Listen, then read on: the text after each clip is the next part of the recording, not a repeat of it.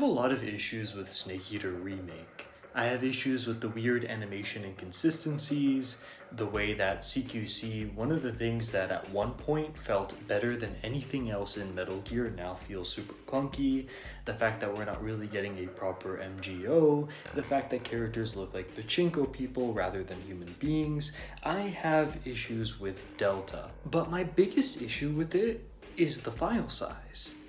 You see, Metal Gear Delta, at least on Xbox, is around 98 gigabytes. Now keep in mind this was before Fox Hunt. I don't know how big it is now. But that is a pretty massive game. And it would be a little bit better if it was more like RE4 Remake's case, where you get a really good game that's still massive. I think RE4 Remake's around 85 gigabytes, but then with separate ways, it's closer up to 92. It's a little easier to palette a massive size game that takes up the majority of your console's space if it's a really good game, but Delta isn't a really good game. And hell, even for a really good game like Resident Evil 4 Remake, I never really keep it on the console for a long time because there's other games I want to play. Other games that aren't 80 plus gigabytes. This is a problem we're seeing with a lot of different games nowadays, to the point where some developers have gone on record saying that they feel like optimizing is a waste of time. Now let me explain really quick what optimizing is. Basically, once a game is nearing its completion, developers will go through and trim the fat.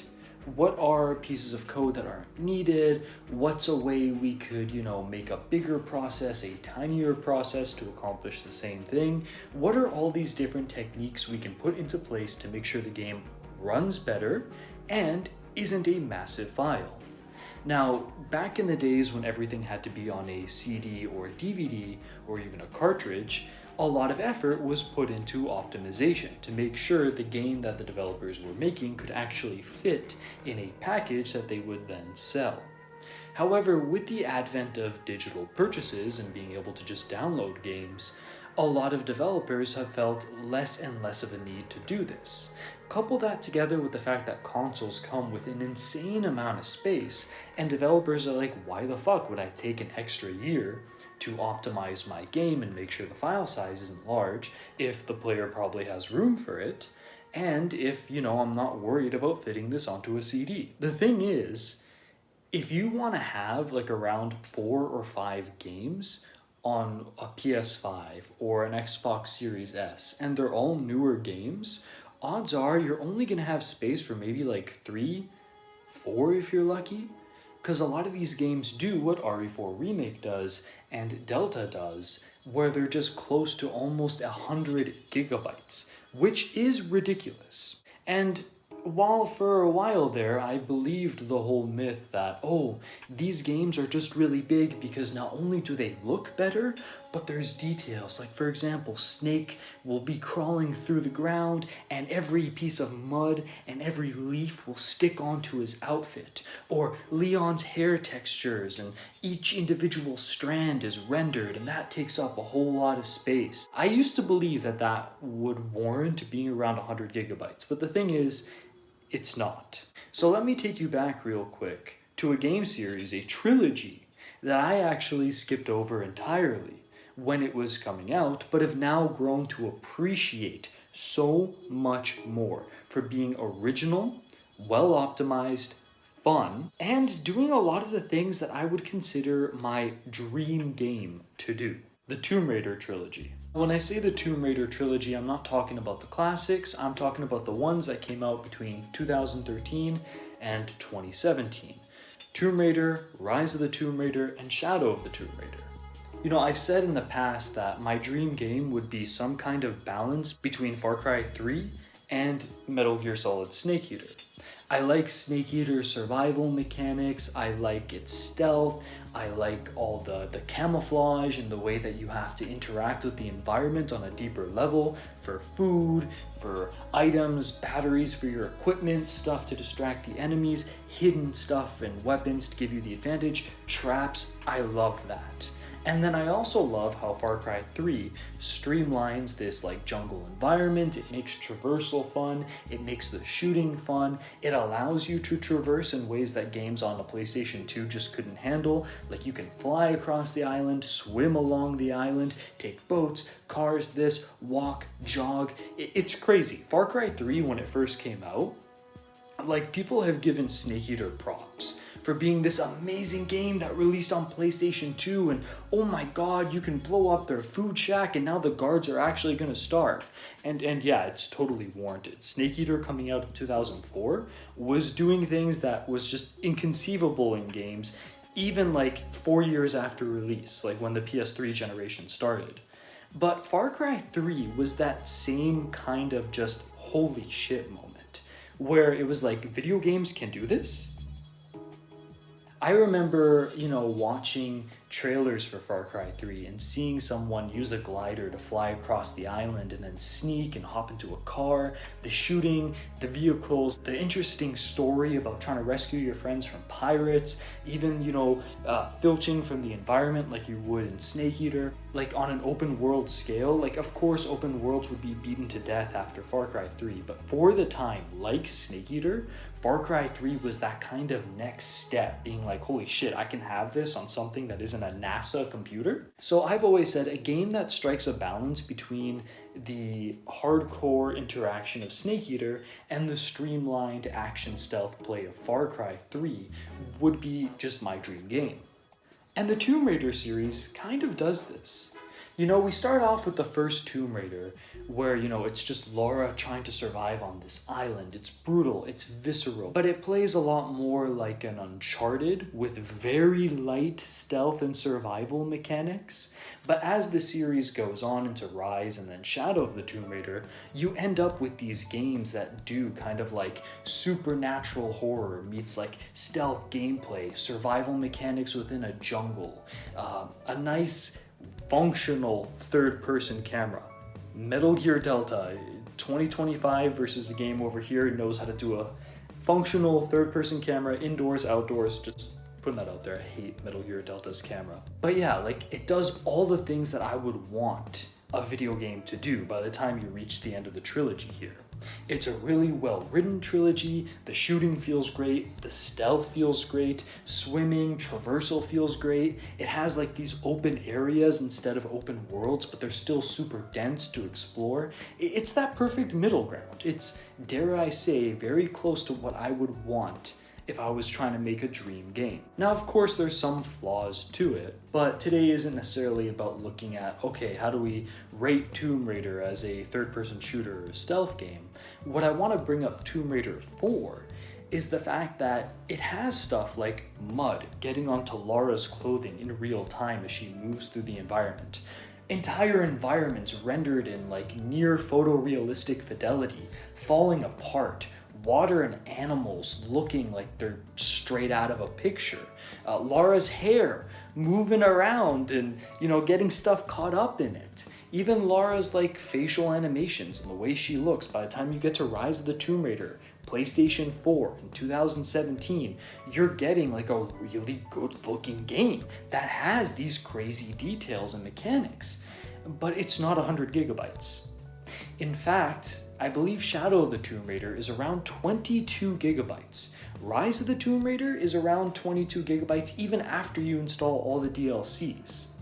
So you can have a game that does a lot of the stuff that you get in Metal Gear Delta or Resident Evil 4 Remake, with the survival mechanics being streamlined and, jungle stealth being perfected for, people that don't want to play with the clunky controls of the original Snake Eater. And then it also does, what if, our Resident Evil 4 third-person shooting involved more movement and action and using your knife without being 80 gigabytes. And this is what I really want to bring attention to. There really is no justification for these file sizes other than developers couldn't be fucked to worry about it. Now, if you want a more contemporary example, if you're still sticking to the whole, Resident Evil 4 Remake and Metal Gear Delta look so much better than Shadow of the Tomb Raider, which I disagree with, but let's just say you're of that mind, the Dead Space Remake is near photorealistic, handles its lighting, textures, and detail work better and more like true to life, again, photorealistic, than RE4 Remake and Delta combined. And the Dead Space Remake is around 31 gigabytes. So you can have photorealistic graphics. You can have insane real-time lighting. You can have a game where you can literally peel your enemy's skin off and shoot them down and watch as they go from flesh to muscle to bone. And it's only 31 gigabytes. Developers can do this if they want. Resident Evil 4 Remake does not have to be 85 gigabytes. Metal Gear Delta doesn't have to be nearly 100 gigabytes. This is a problem. Developers are doing this because, and here's the real zinger, gamers are getting old. You see, I've noticed a trend in the last couple of years where every time I'm hanging out with the younger kids in the family or something like that, I'm noticing that they don't play games. And at first I thought, okay, the kids in my family just have really weird parents or something, but no. A lot of younger kids, like the ones that are younger than the Fortnite generation, all they do is doom scroll.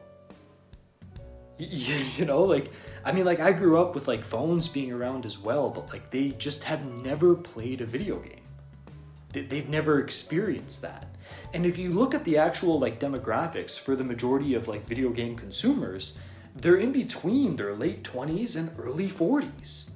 It's all the millennials and, you know, later Gen Zers that are playing games now.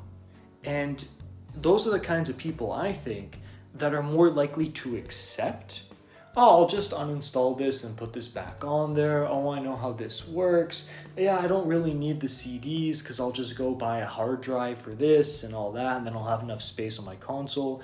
If kids were still playing games and their parents were like, okay, I got my kid this new console and I tried to get them a game for Christmas out of the store, and then all of a sudden the game's not on it, they can't access it without internet connection, and they don't have enough space to even download it onto their console, I'd be pissed off. I'd be like, what the fuck? I'm spending this money and the kid isn't getting what I want them to get. But all of these like childless millennial types are a lot more accepting of these shitty business practices. So on the one hand, you have the developers who just are lazy and don't want to optimize their games. And on the other hand, you have the consumer base that's in a position where they're just like, yeah, sure, whatever, I don't care. And as this consumerism gets worse, as the demographic for gamers gets older, you're going to get more scenarios like Metal Gear Delta.